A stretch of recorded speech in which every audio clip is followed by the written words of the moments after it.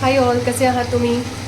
तर आज नवीन रेसिपी तुमच्याकडे मी घेऊन आली आहे की मसाला चिकन कसं करायचं. तर मी ऑलरेडी मसाला रेडी करून ठेवलेला, जसं आपण नॉर्मल भाजीसाठी यूज करतो तसा.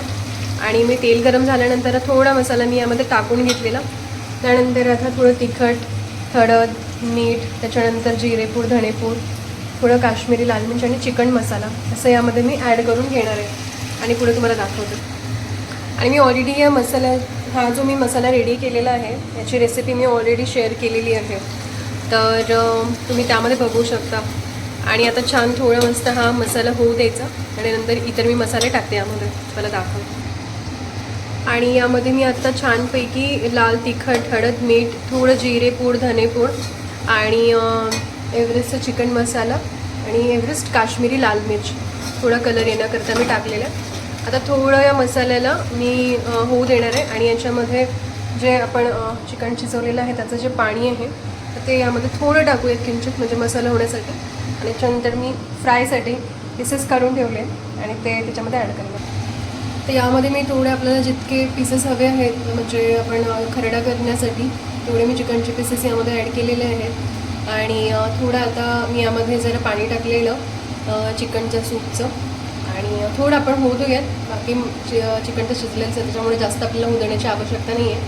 आणि त्यानंतर मी सर्व करते आणि तुम्हाला दाखवते गार्निशिंग केल्यानंतर किती छान मस्त ही रेसिपी झालेली आहे. आणि लवकरच माझा दुसरा नवीन पण ब्लॉग येणार आहे. आम्ही दुसरीकडे शिफ्ट झालेलो आहोत, तर मी माझं नवीन घर कसं आहे त्याबद्दल पण मी दाखवणार आहे.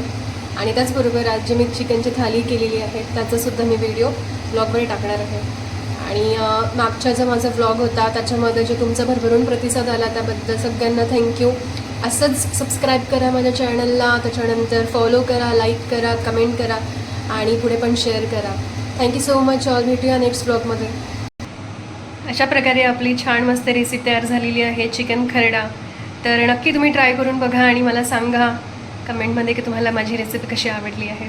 आणि याचबरोबर मी थालीची पण रेसिपी थालीचं पण मी फोटो यामध्ये ॲड करते आहे. Thank you so much all. आता तुम्ही बघू शकता छान प्रकारे मस्त थाली मी सजवलेली आहे. यामध्ये छान सूप, त्याच्यानंतर सुका चिकन आणि त्यानंतर रसाची भाजी. आणि अशा प्रकारे आपली छान थाली सजलेली आहे.